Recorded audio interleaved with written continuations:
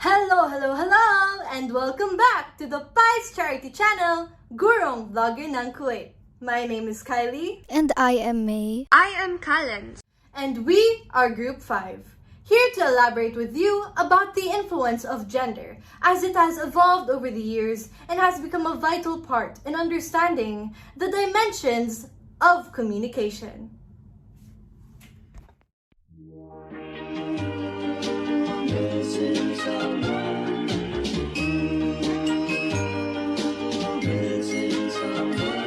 Missing someone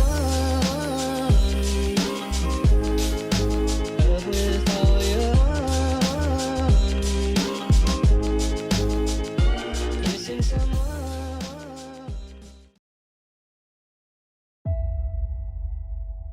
The 21st century. A phenomenal century with a variation of revolutionary movements that have brought big changes to today's modern society. Leading from vast topics like racial discrimination to one's sexuality, yet, most importantly, is the revolution of gender equality. Gender equality has reached its peak during the 21st century, asking for equality of not just males nor females but all types of gender across the land, being a movement against the cruel of sexism, all of this to bring down the degradation towards each other.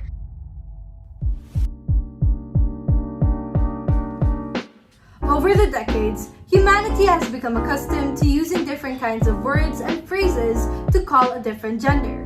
Words like ma'am, sir, mom, and dad are harmless gender-based terms that we use every day in order to call and respect authority or respect someone's desired identification.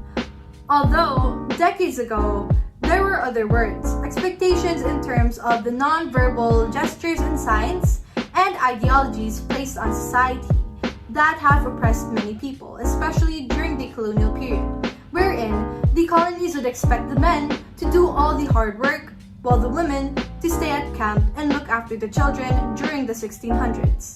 This showed how society is heavily influenced by the colonial era's social construct of gender labels, where derives a significant number of negative things that still sort of remain in our society today. There are also many oppressed by simple language, as there are types of words that we use in our day-to-day communication which target a certain gender identity, like simply telling a female to go make her a sandwich, considering back in the day, females were not allowed to work, they were only allowed to be housewives.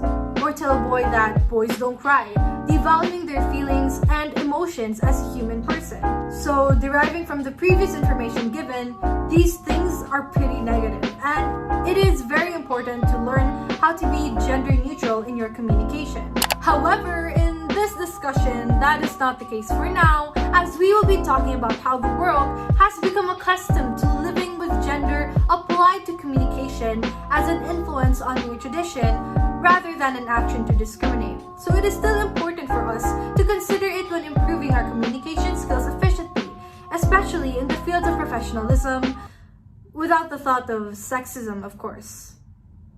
So we will be giving a more general insight into the world of communication, which has evolved over the years.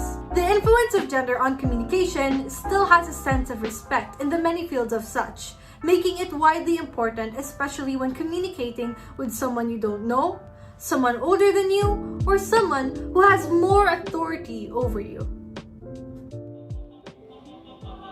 And just like in our Philippine culture, many Filipinos uphold certain attitudes that pertain to gender communication, like saying ate, tita, tito, and kuya, which are certain labels consecutively for an older female and an older male. These labels in the Philippines are used out of respect. I don't think that we will get rid of this anytime soon.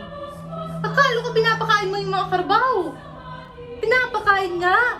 And similar to that, there are many other fields of communication wherein the influence of gender is applied to, one of which is the verbal or non-verbal dimension of communication. Verbal and nonverbal dimensions of communication are important when it comes to interacting with others every day. As a summary, verbal communication is using words, either written or spoken, while nonverbal communication aims to communicate without words, like using gestures and signing. Society's view on gender has heavily influenced these dimensions and debunked many things. Back in the 19th century, men were expected to be more assertive with their speech, masculine in their movements, less emotional, and dominant over females in their life. They were supposed to speak in a manly manner and not have soft gestures. As for females, they were expected to be more feminine, submissive, and less aggressive when it came to speech. Although as times have changed and we have evolved into an era of modernity, many have decided to change this tradition and be more liberal in their attitudes. Men can now freely express emotions, show softer gestures, and more. Females can do the same, like act in a more dominant manner, be more confrontational, and many more. Basically, verbal and nonverbal communication under the influence of the evolvement of gender in the 21st century paves the way for more freedom of expression for any kind of gender.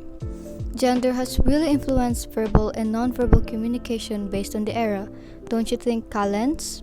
I agree with you, May. Gender influences a lot when it comes to communication, and this also applies to the oral and written dimension. During the Spanish colonization in the Philippines, many women were expected to be somewhat the ideal Filipino when it comes to oral and written communication. Women were taught to be soft, indirect, and gentle with their language and writing. They were not supposed to speak in deep topics and keep their views on these kinds of topics on themselves. Letters would be written with gentle and caring words, somewhat framing the woman's writing it to be attractive and soft. The male counterpart would be more assertive and expected to talk about deeper topics, even if there are female problems. However, in the 21st century, humanity has come out of their shells to debunk this tradition and to get rid of this limitation for all kinds of gender. Women used to only be allowed to speak in shallow topics, but in this era, women are now widely giving their views and statement in the deepest parts of topics we could ever imagine of. Men now do not need to be above women when it comes to oral communication, nor need to be somewhat try and match with their fellow males because there is no need to follow the social construct. Gender influence on oral and written communication differs to its influence on verbal and nonverbal communication, as oral and written communication shows more of the information being widespread under the influence of gender, whereas the verbal and nonverbal communication shows how the application of gender has influenced a person's way of expression verbally and nonverbal. Gender also influences the formal or informal dimensions of communication, as when it comes to these dimensions, we are looking at the bias between genders in terms of formality in many sectors of society. It is easy to say that a man can get away with wearing informal attire to a meeting or basically act in an informal behavior, whereas women are expected to be at their utmost best behavior in any part of the day. In fields of professionalism like student and teacher relationships, some students may rely more on female teachers than male teachers, as they find female teachers more sympathetic than the counterpart. And when calling out our elders, we also have names we call them out of respect, but also based on gender. Like in the Philippines, as mentioned a while ago, an older girl is called ate, while an older boy is called kuya. This is also very essential when it comes to the business or professional world.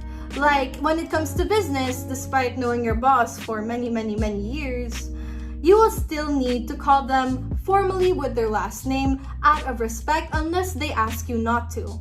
This will then differ if your boss is a female or a male, so you may call them a ma'am or a Mrs., Miss if they are a female, and a Mr. or Sir if they are a male, many more out of formality. Basically, gender influence in the formal and informal dimensions depicts the usage of gender labels in the formality and informality. And now, time for a commercial break. Have you ever wanted to apply to your dream company but don't know what to avoid as an employee? Well, with Group 5's External Human Resources, Here is your answer. So, let's look into this scenario. Here, we have Gabriel. He has started working at a new company and he's about to meet his boss for the very first time to submit some of his documents. Little did he know, his career in that company has already finished before it even started. Oh, hey, you're my new boss, right? Mr. Paulita, if I'm not mistaken. Excuse me? I'm a female! Oh, no, I'm sorry. It's just that you look a bit masculine. Are you calling me ugly for a woman? Oh, no, that's not what I meant to say. You're the new guy, right? How dare you call your female boss a man? And how dare you call me ugly indirectly? You know what? You are fired! And just like that, poor Gabriel lost his job before it even started. And that shows the importance of knowing when, where, and how to use formality under the influence of gender. Now back to our regular activities. Gender is impactful when intentional or unintentional dimension of conversations. These are basically words or actions you use either on purpose or not. One can use a non-verbal actions intentionally to sign out a message to other people, whilst one can do the same unintentionally as a muscle relaxes or habit. While this can lead to misinterpretations as a person sees the unintentional signing as a joke, threat, and etc., which then can lead to misinterpretation, especially about the gender, because the dimension cannot send out a message clearly, more or so when it's unintentional. We can put this into an example. We could say that there's a man who is unintentionally smiling when he's walking outside in public because he's just genuinely happy and not looking at anything in particular.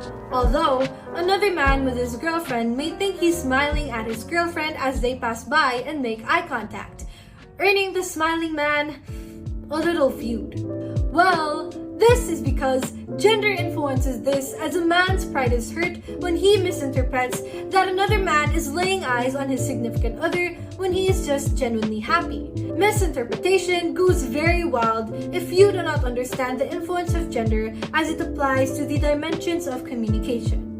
Misinterpretation in terms of gender's influence in the dimensions of communication is a result from the lack of understanding surrounding the subject matter.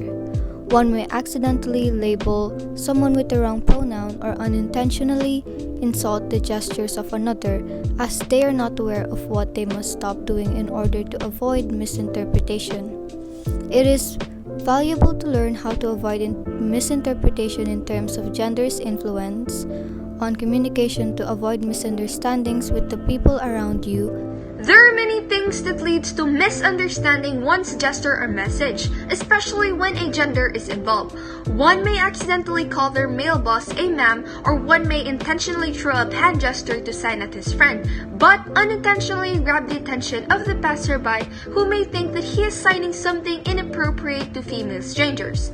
During a newly modernized era, it is important to remember that we must modernize our mindsets too. We need to accept the involvement of society and neglect the old ways of social construct that hindered a certain gender back then. This includes accepting the fact that women now shares their insight about deep topics that used to only be talked by men, and they can be assertive and direct to the point with their message.